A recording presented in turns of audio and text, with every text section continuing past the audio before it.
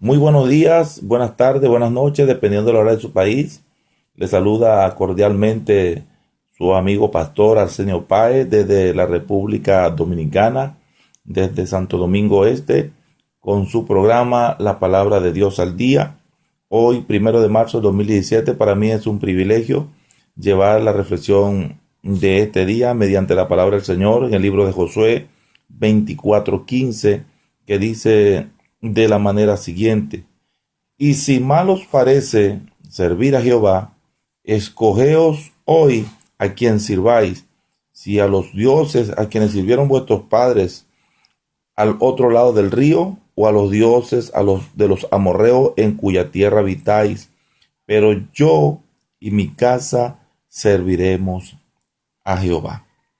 Inherentemente la salvación provista por Dios está el asunto de la elección personal. Cada creyente debe decidir constantemente a quién servir, al igual que para Josué y los israelitas. Servir al Señor no es simplemente la elección de una vez en la vida. Los creyentes deben optar vez tras vez por servir en la fe y obediencia al Señor. La renovación de decisiones correctas por el creyente comprende el temor del Señor, la lealtad a la verdad, la obediencia de un corazón sincero y la renuncia del pecado con sus placeres que lo acompañan. Dejar de optar por servir y amar al Señor finalmente dará por resultado juicio y destrucción. En el versículo 22 vemos también que Josué da unas palabras para renovar así el pacto del pueblo con Dios. En el versículo 22 dice: y Josué respondió al pueblo: vosotros sois testigos contra vosotros mismos de que habéis elegido a Jehová para servirle. Y ellos respondieron: testigos somos. Entonces Josué le dice estas palabras: quitad pues ahora los dioses ajenos que están entre vosotros e inclinad vuestro corazón a Jehová Dios de Israel. La renovación del pacto entre el Señor e Israel entregaba un doble compromiso. Número uno, Dios se comprometía a cuidar a su pueblo. Y número dos, los israelitas se comprometían a servir al Señor Dios solamente. Era un contrato permanente y obligatorio entre Israel y Dios, bajo el nuevo pacto establecido mediante la muerte de Cristo. También los creyentes han hecho un compromiso de seguir a Cristo en arrepentimiento, fe y obediencia. A su vez, Él se ha comprometido a ser su Señor y Salvador y a conducirlos al hogar celestial con el Padre. Como dice en San Juan 16, yo soy el camino, la verdad y la vida, y nadie va al Padre sino por mí. Al igual que Israel, en el Antiguo Testamento, Dios vino primero a los creyentes en misericordia y gracia. Estableció los términos del nuevo pacto.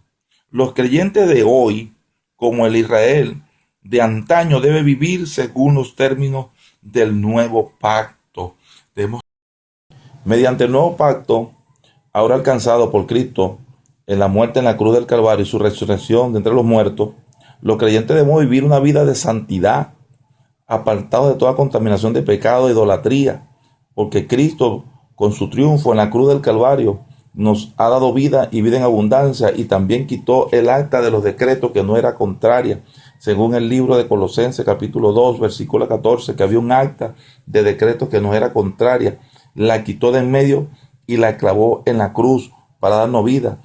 Esto se refiere a la ley de Moisés, es decir, a los mandamientos que señalaban la conducta correcta, pero no podían dar vida ni el poder para obedecer a Dios. En el antiguo pacto, como camino de salvación, se clavó en la cruz, y Dios estableció un mejor pacto por medio de Cristo y por su Espíritu. Cristo triunfó sobre todas las fuerzas demoníacas y poderes satánicos del mundo mediante su muerte en la cruz. Él los despojó de su poder para obligar a los hombres y a las mujeres para permanecer cautivos del dominio del pecado. El Hijo de Dios participa en este triunfo. No solo obtiene la victoria sobre el mundo y la tentación, sino que también posee el poder para hacer la guerra contra las fuerzas espirituales de maldad.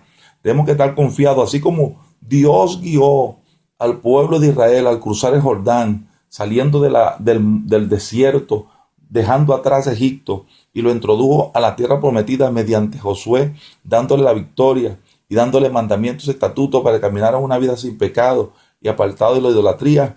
Hoy en día, a través de este nuevo pacto, mediante Cristo, nos introduce Dios mediante Jesús a la tierra prometida que nos espera, que es la vida eterna. Cristo, como Josué que iba a la cabeza del pueblo, hoy Cristo es la cabeza de la iglesia y debemos permanecer firmes, anclados en Cristo, porque nuestro camino está seguro mediante nuestro guiador, que es Jesucristo, y el consolador, que es su Espíritu Santo. Adelante, hermanos, apartémonos de toda contaminación de pecado, perseveremos en el nuevo pacto, confiando que la victoria es nuestra. Dios me lo bendiga. Se despide de ustedes, Pastor Arsenio Páez.